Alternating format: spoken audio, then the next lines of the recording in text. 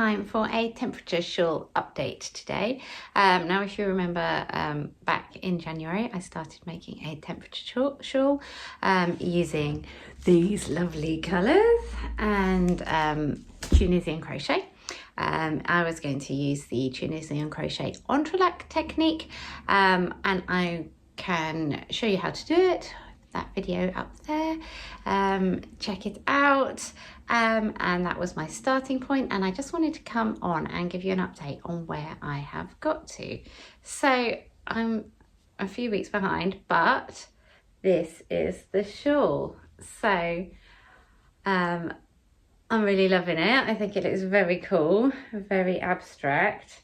As you can see, the bottom, so it's kind of goes up like that. So the bottom was the winter colours, and then as we get down we get into lighter colours, more peachy, orangey, yellow colours, and then as we're getting to the top here, so this is towards the end of June.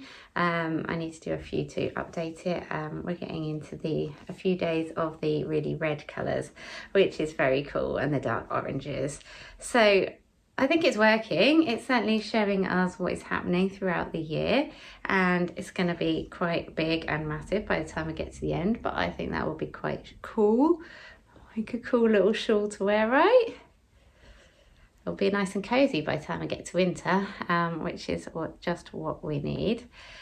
So yeah, that is where I've got to with my temperature shawl, and I'm just going to go down to the table and do a few more squares.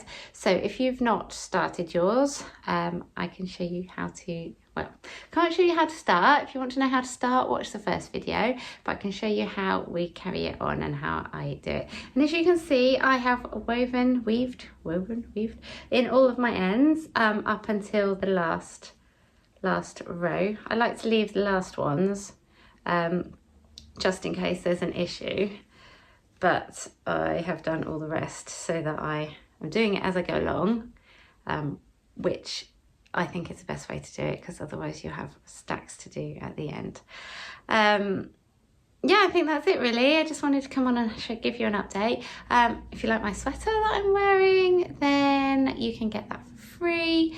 I'll put the link in the description below. It's the sun lace cardigan, and it comes as a cardigan or a sweater, and it's a free for subscribers, so check that one out too down there. Okay, so I think that's it. Let's go down to the table and do a couple of rows.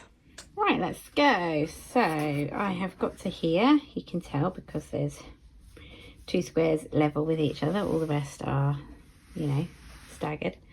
Oh, sorry, there was a magpie walking right close to the window, and the window's open. That was a bit scary. Okay, so I'm going to join on my next colour, which is Sunshine. So it was 21 degrees on this next day that I'm working on now. And for 21 degrees, I use Sunshine. So I insert my hook into where I finished off before here. And I am going to pull up a loop. So this is Tunisian Crochet Entrelac, and as you can see, you work little tiny squares, so you can work it with any hook. You don't have to use a Tunisian crochet hook for it. So then we chain one, and then we're going to pull up a loop, our loops. So we insert into the next loop along the top, yarn over and pull that through. Now make sure you keep it nice and loose, because with Tunisian crochet that's quite important, so it doesn't curl up and it makes it easier to get into and all of that jazz.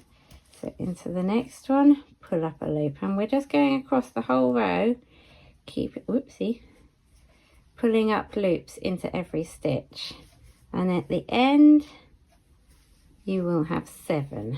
So we go into this last one here, oops, and pull that one through. So that's 6. You see that, sorry, it's a bit awkward angles today. And then your last one is into the side of the first one of the square next to it. So then we yarn over and we pull through 2, yarn over, pull through 2, yarn over, pull through 2, yarn over, pull through 2, all the way across, back to the start till you've got one loop on the hook. And then we're working into these front posts, these vertical bars here that you can see. So we insert our hook, pull up a loop all the way across into every vertical bar. Make sure you pull up your loops to the height of the stitch. And then you've got 6, and our final one is into the next one up along the side, okay? And then we do yarn over, pull through 2 all the way back.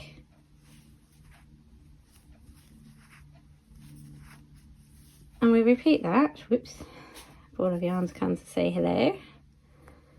Repeat that across.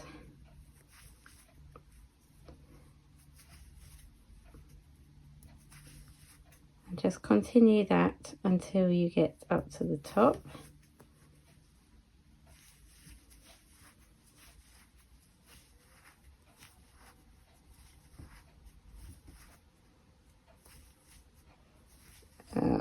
Nearly there.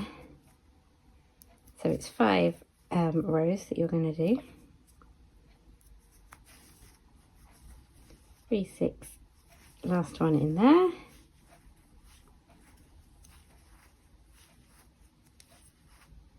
Then we move on to the last row.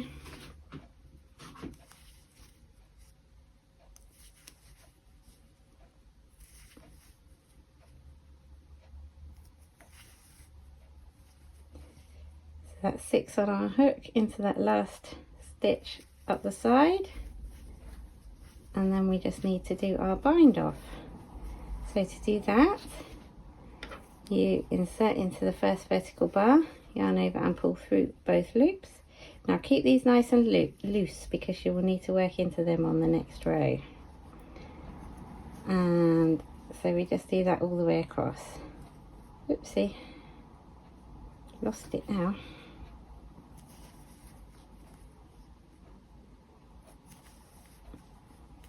Okay, so that's almost there. Our last bind off one is into this first stitch of the next square.